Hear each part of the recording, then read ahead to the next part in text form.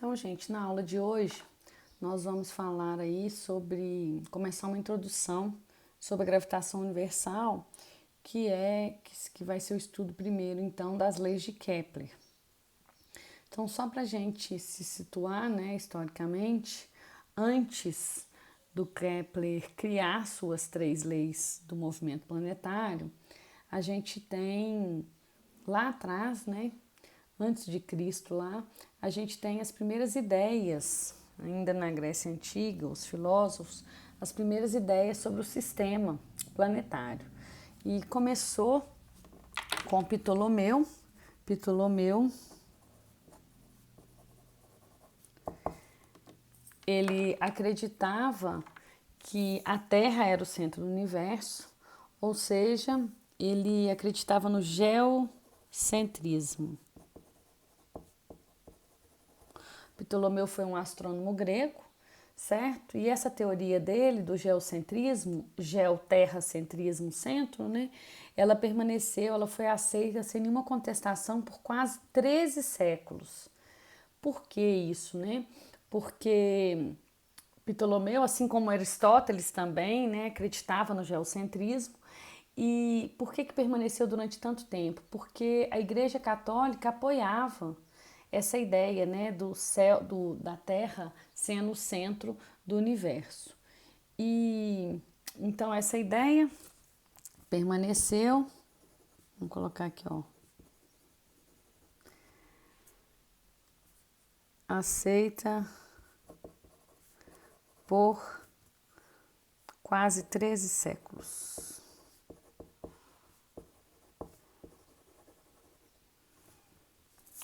Com total apoio da Igreja Católica.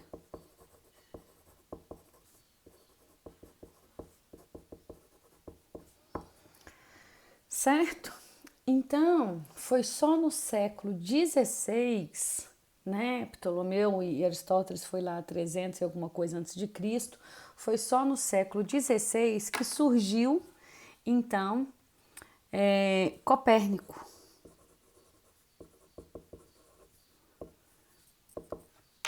Século XVI.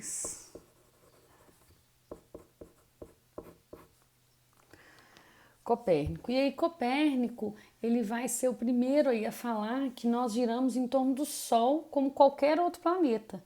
E a Terra não poderia ser o centro do universo, tá certo? Copérnico também sofreu perseguição, né?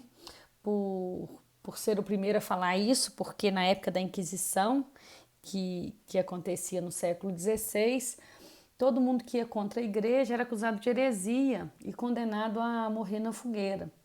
Então, o Copérnico teve que silenciar e não pôde publicar sua obra, que falava do heliocentrismo, por causa da Inquisição, certo?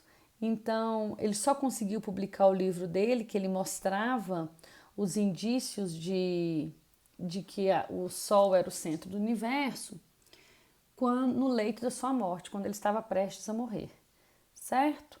Então, no século XVI, então na verdade as teorias de Copérnico só ficaram quase que esquecidas por quase 100 anos.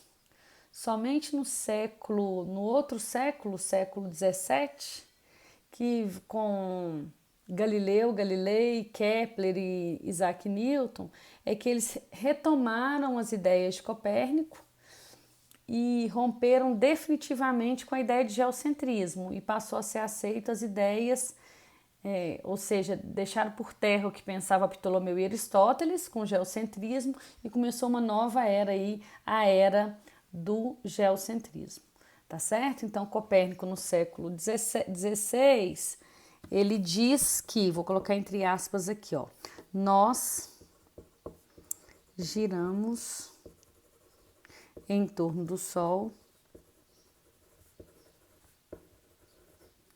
como qualquer outro planeta.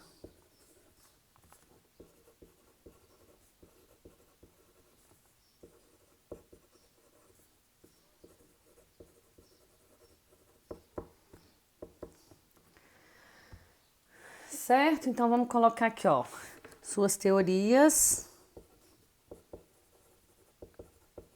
ficaram abafadas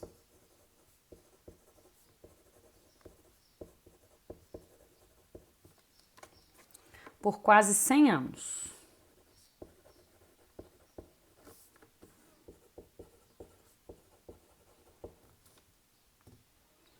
Até que no século XVII,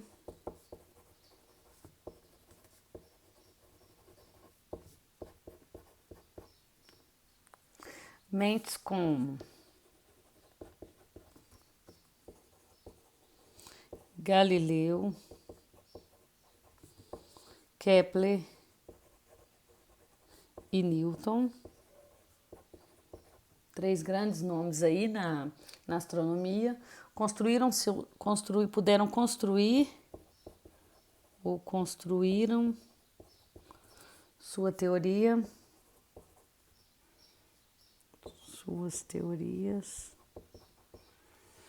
de um universo heliocêntrico.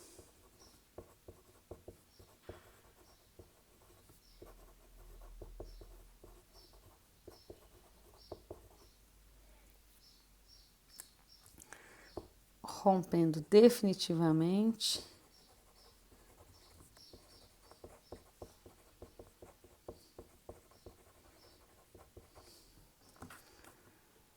com as ideias de Aristóteles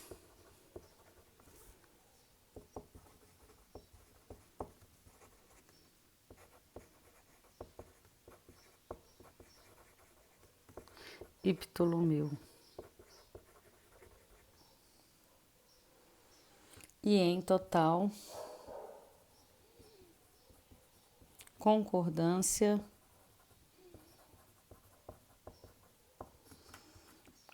com Copérnico. Então olha como que é engraçado, né? Você vê, Copérnico, durante a vida dele, fez um grande feito, né, de descobrir que não fazia sentido o sistema ser geocêntrico, ele era heliocêntrico, e por causa da Inquisição não pôde publicar seu livro, né, e só teve a sua teoria realmente aceita por todos 100 anos depois, muito depois da sua morte, certo? E Galileu, então, é o primeiro a falar sobre o heliocentrismo. Galileu Galilei, vamos colocar aqui, ó, Galileu Galilei, ele viveu de 1564 a 1642. Então, gente, o Galileu Galilei, ele é um marco na física, né? Na mecânica e na astronomia. Por quê? Porque foi com Galileu Galilei, aí no século 17, né?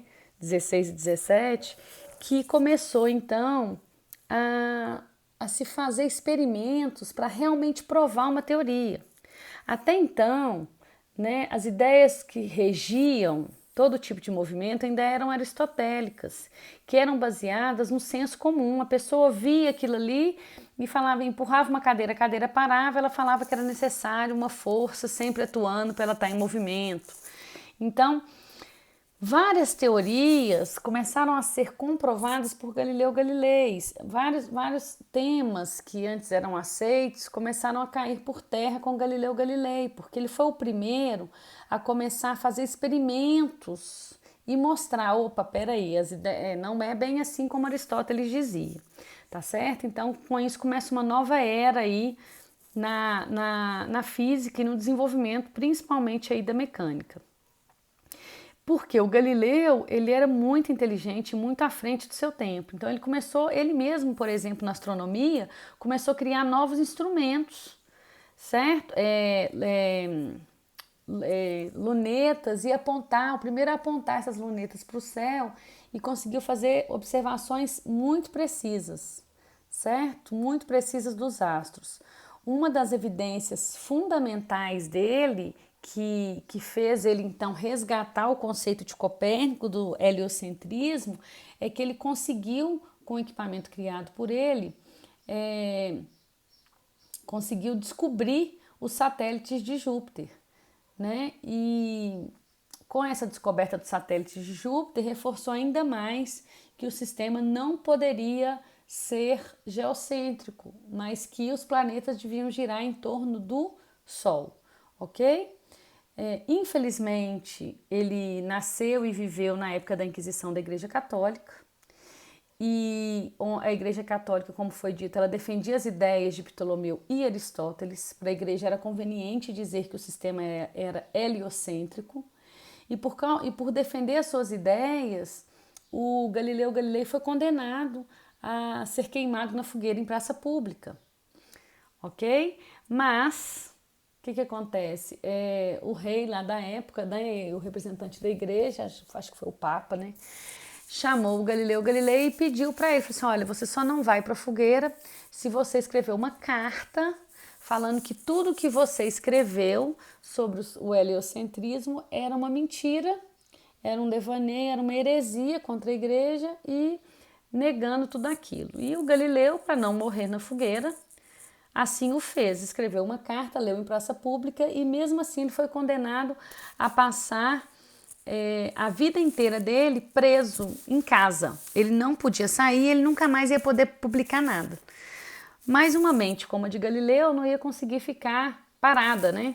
Então o Galileu continuou estudando, né? Tanto que depois ele vem e fala do conceito de inércia, que lá na frente o Newton vai falar do conceito de inércia, da lei da inércia de Galileu, né? Ou primeira lei de Newton. Então o Galileu Galilei, ele continua, mesmo em prisão domiciliar, ele continua fazendo a sua pesquisa, tá certo? Mas infelizmente, enquanto ele era vivo, ele não pôde colher os frutos das ideias geniais, né? Das descobertas geniais feitas por ele mesmo. Então Galileu Galilei foi um grande nome aí e grande contribuinte para o desenvolvimento da física, certo? Vou fazer um resuminho aqui do que eu falei pra gente, só para você ter aí, porque essa parte de história aqui costuma cair também no Enem. Então, foi o primeiro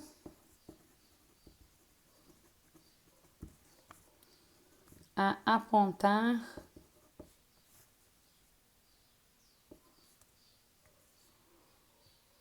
uma luneta para observações dos astros.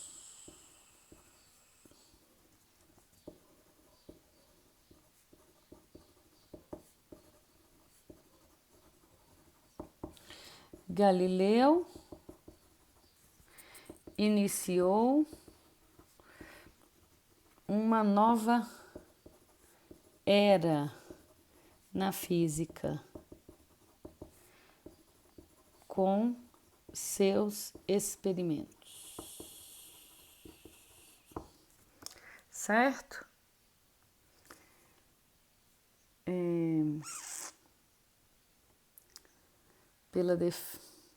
Foi o primeiro a apontar uma luneta para a observação dos astros, iniciou uma nova era na física com seus experimentos, conseguiu, entre as evidências encontradas sobre o heliocentrismo,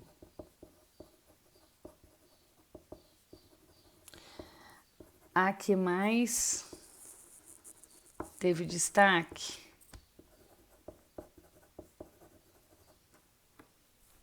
foi a descoberta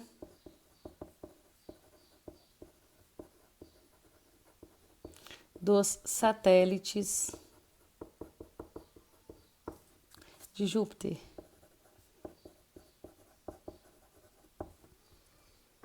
Certo? Infelizmente, pela defesa de suas ideias,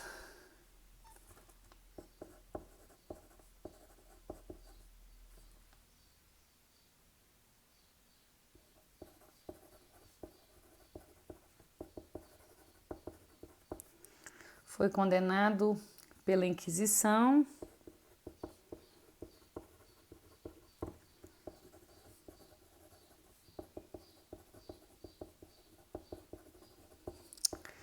e só escapou depois de negar publicamente suas teorias.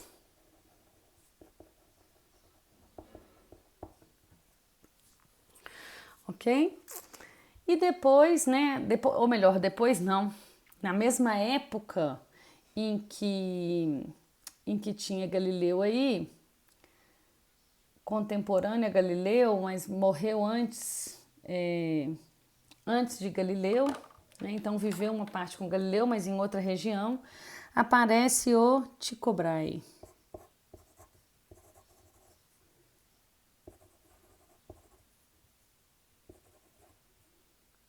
O Tycho Brahe, ele viveu de 1546, quase 20 anos antes, e morreu em 1601, certo?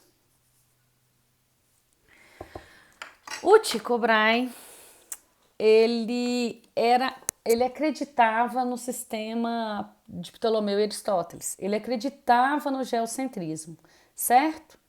Ele era um rei e por isso ele tinha muito dinheiro e ele se dedicou integralmente à observação astronômica. E ele conseguiu, né, porque ele tinha muita condição, muita influência política e condição financeira, então ele conseguiu fazer um registro sistemático e muito preciso das órbitas dos planetas. E o que não, muito além do tempo dele. Isso porque ele tinha dinheiro e conseguiu construir um observatório muito além do seu tempo, tá certo? E aí ele deixou anotações fantásticas sobre as órbitas dos planetas que eram conhecidos naquela época. Só que aí o Tycho Brahe morre em 1601 e antes de morrer ele não conseguiu comprovar com os dados dele o geocentrismo. E aí conta-se, né? E aí conta-se não, é verdade que o Kepler nessa época que Tycho Brahe estava colhendo os dados, o Kepler ele ele era um matemático e astrônomo alemão e o Kepler era estagiário do Tycho Brahe. Então ele ajudava o Tycho Brahe nas medidas. E aí conta-se que no leito de morte, alguns livros de física falam que no leito de morte, o Tycho Brahe teria chamado o Kepler e pedido para ele debruçar em cima dos dados dele, que os dados eram muito bons, e para provar que o sistema era geocêntrico. Já tem outros livros de história da física que falam que o Tycho Brahe não entregou os dados diretamente para o Kepler, que depois de muito relutar, quem fez isso foi a família do Tycho Brahe, depois da insistência do Kepler. Né? Então tem essas duas versões aí. E então Tycho Brahe foi um rei, vamos só fazer esse resumo aqui, ó. Foi um rei que se dedicou integralmente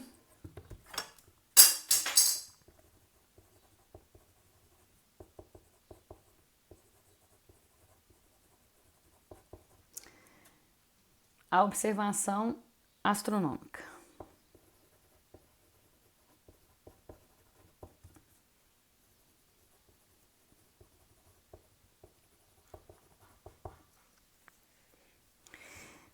Ele acreditava que a Terra era o centro do universo. Então ele acreditava no geocentrismo.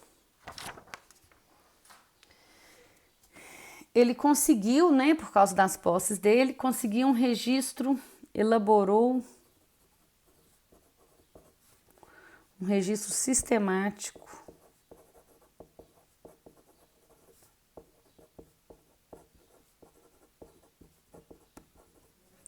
e preciso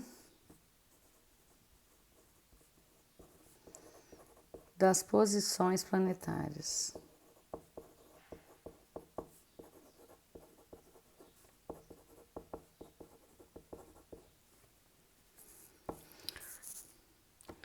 Então aqui eu vou colocar que suas anotações foram deixadas, a gente não sabe como.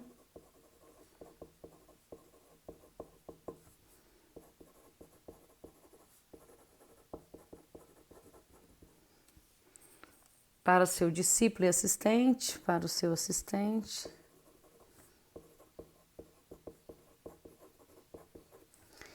Jonas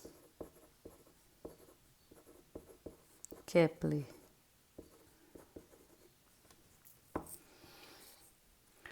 Quem foi então Kepler? Então agora entra o Kepler nessa história aí. Kepler também foi contemporâneo de Galileu.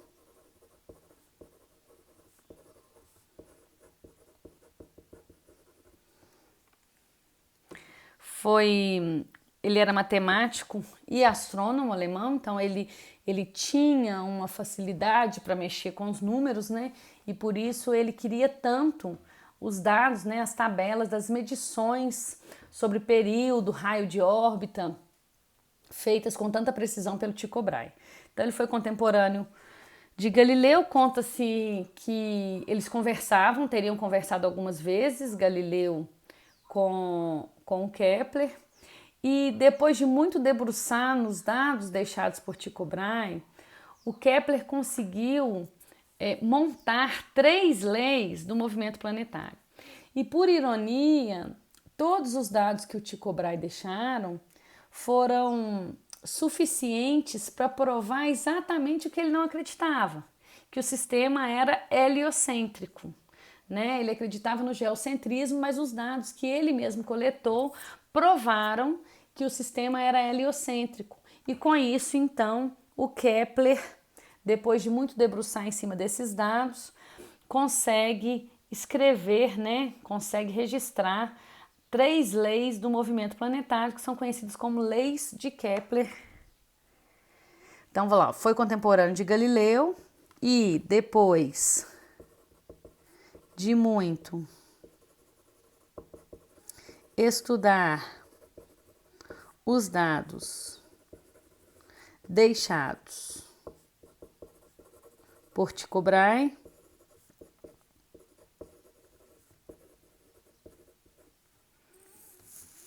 escreve as leis de Kepler do movimento.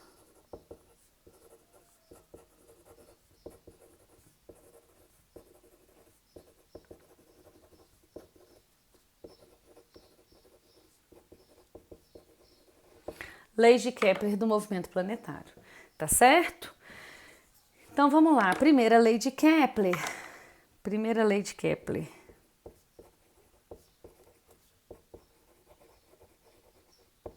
É conhecida como lei das órbitas.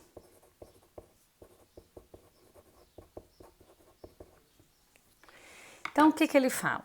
É o seguinte, se a gente pegar aqui 2 pregos, tá certo? Esse aqui é um prego, esse aqui é outro prego. E colocar nesse prego um barbante, ok? Se eu fixar 2 pregos num ponto e prender nesse prego um barbante e pegar aqui um lápis, aqui é um lápis, e girar com esse barbante aqui, eu vou fazer um desenho mais ou menos assim, ok?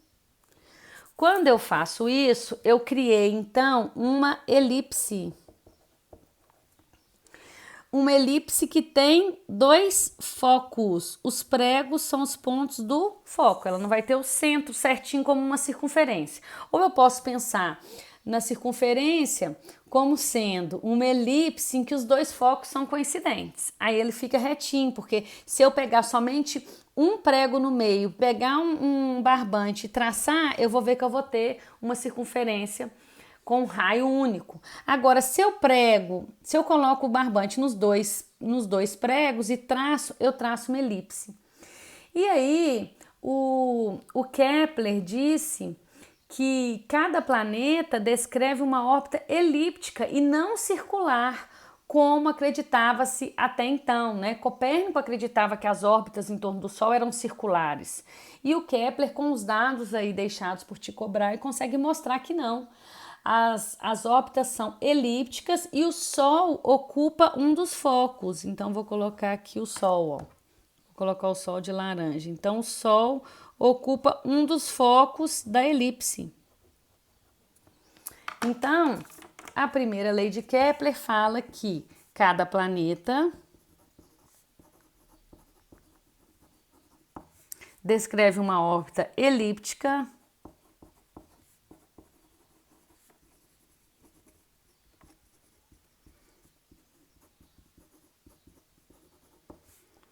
em torno do Sol.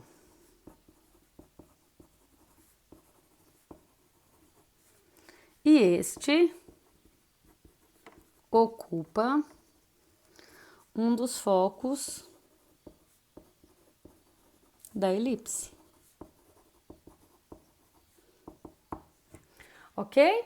Então, qual que seria o raio médio?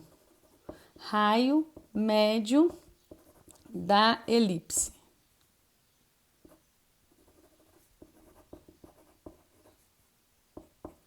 Então, vamos pensar o seguinte aqui.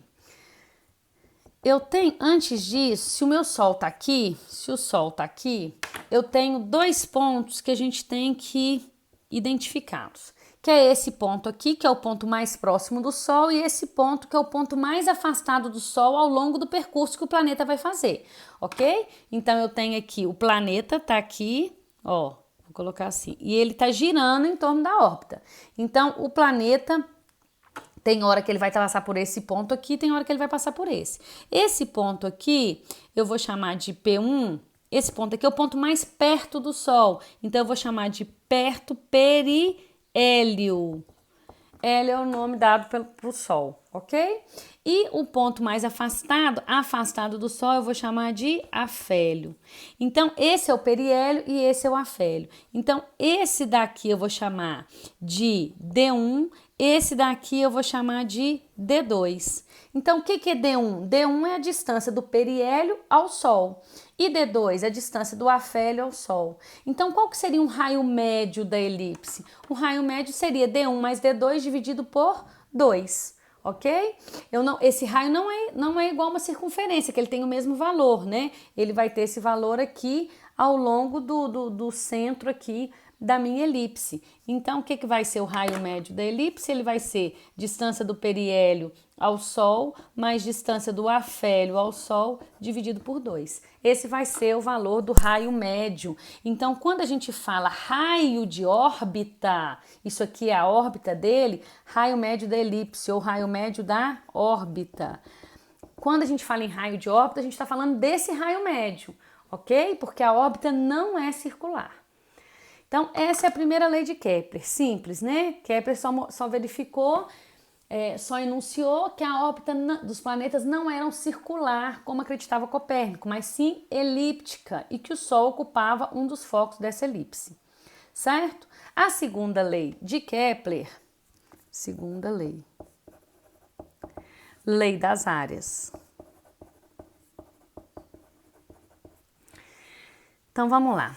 A lei das áreas, nós vamos traçar aqui a elipse.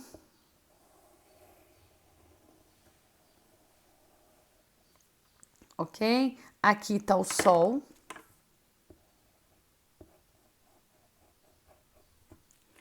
E aqui está o planeta.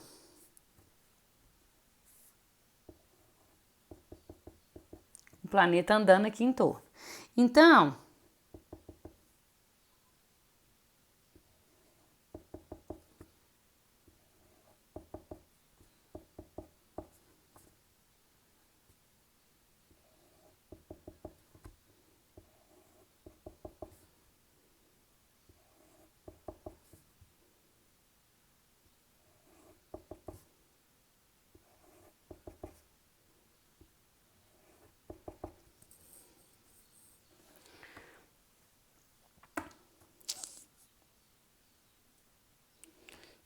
aqui, ó, é mais ou menos isso aqui. Então, o que vai acontecer? Então o planeta está aqui. Vamos imaginar que cada intervalo desse aqui, ó, dessa posição para essa posição, tenha passado um mês. Então o planeta estava aqui, depois de um mês ele estava aqui, depois de um mês ele estava aqui, depois de um mês ele já estava nessa posição, mais um mês ele estava aqui, mais um mês ele estava aqui, um mês. Aqui eu tenho que aumentar, ó, aqui não ficou bom, aqui tinha que ficar o mesmo intervalo aqui. Um mês ele estava aqui, um mês e um mês. Então, o que vai acontecer aqui? Observem, um mês ele andou só esse tiquinho. Aqui, em um mês também, ele andou esse tantão aqui, no mesmo tempo. O que isso quer dizer? Se ele anda só esse tiquinho aqui em um mês e aqui ele anda esse tantão no mesmo tempo, se ele aumentou a distância que ele anda no mesmo tempo, significa que ele está mais rápido. Então, é exatamente isso que foi verificado. À medida que o planeta anda na sua órbita e se aproxima do Sol, ele aumenta a sua velocidade. É como se eu pudesse pensar que na hora que ele passa para o Sol está muito quente, para não se queimar, ele anda mais depressa, tá certo? Só uma artimanha aí para a gente guardar. Então, olha para você ver, em um mês ele andou isso aqui, ele vai aproximando do Sol, a distância vai diminuindo, porque ele vai ficando, ou melhor, ele vai se afastando do Sol, a distância vai diminuindo, porque ele vai ficando mais lento. E a hora que ele vai se aproximando do Sol, a distância vai aumentando, porque ele vai ficando mais rápido. Então, se eu pudesse fazer uma animação do movimento da Terra ou de qualquer planeta em torno do Sol, seria isso aqui, ó, rápido, rápido aqui, devagar, devagar, devagar, devagar, rápido, devagar, devagar, devagar. Então, a hora que ele estivesse passando aqui, ó, indo desse ponto para esse, o movimento é acelerado. Desse para esse, o movimento seria retardado. Então, daqui para cá, ele teria um movimento acelerado, porque ele está indo do ponto mais afastado para o ponto mais próximo, ele acelera. E quando ele vai daqui para se afastar do Sol, ele teria um movimento retardado. Então isso é muito interessante, né? A gente tem que lembrar que a velocidade do planeta na órbita, a velocidade da órbita do planeta na órbita dele, ela é tanto maior quanto mais próximo o planeta estiver do Sol, ok? Mas o Kepler anunciou isso de uma outra forma. Ele falou o seguinte: a reta que une o planeta ao Sol, então a reta que une, o planeta está aqui, ligando ela ao Sol, ela varre áreas iguais em intervalo de tempos iguais. Estão vendo que aqui é um mês? Então o planeta estava aqui, ele veio até aqui, então tem essa área aqui, certo? Estou analisando só esse um mês aqui, então ele tem essa área, que eu vou chamar de A1. E tá vendo lá no outro lado? Ele saiu daqui e foi para cá, também em um mês. E aí ele já varreu outra área, que é essa daqui, a reta que une o planeta ao Sol, A2. Kepler diz que essa área A1 é igual à área A2. Ou seja, Kepler diz que a reta que une o planeta ao Sol varre áreas iguais em intervalo de tempos iguais. O que é varre? É como se eu pensar aqui, ó, desse ponto para cá, ele varreu essa área, ele tem essa área toda. Desse ponto para cá, ele varreu essa área. Se aqui tem um mês, aqui também tem um mês, então a área A1 é igual a A2. Por quê? Porque Kepler diz que a reta que une o Sol ao planeta varre áreas iguais em tempos iguais. Esse é o enunciado da segunda lei de Kepler. A reta que une o planeta ao Sol varre áreas iguais em tempos iguais.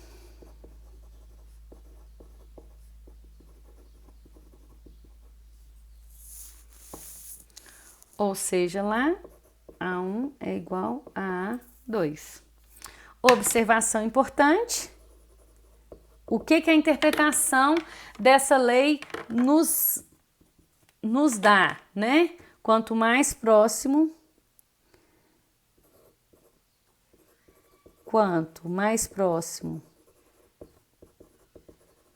do Sol, maior a velocidade do planeta. Ok?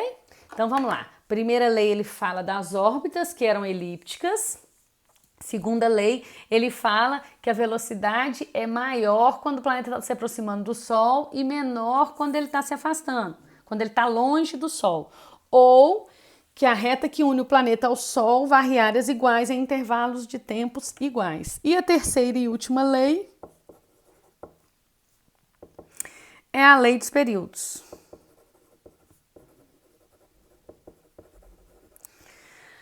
A lei dos períodos, gente, como é que Kepler chegou através dela? Tycho Brahe deixou uma tabela onde ele associava o período de revolução dos planetas, ou seja, o tempo que o planeta gastava para dar uma volta inteira na sua órbita, no caso na Terra, né, 1 ano, 365 dias, com o raio da órbita, ok? Então, o que ele conseguiu, né? A primeira, obviamente, ele como matemático, a primeira tentativa dele foi avaliar se o período de revolução dos planetas, o tempo que o planeta gasta para dar uma volta em torno do Sol, na sua órbita, era diretamente proporcional ao raio dessa órbita. E, infelizmente, não foi proporcional, certo? Então, o que ele fez?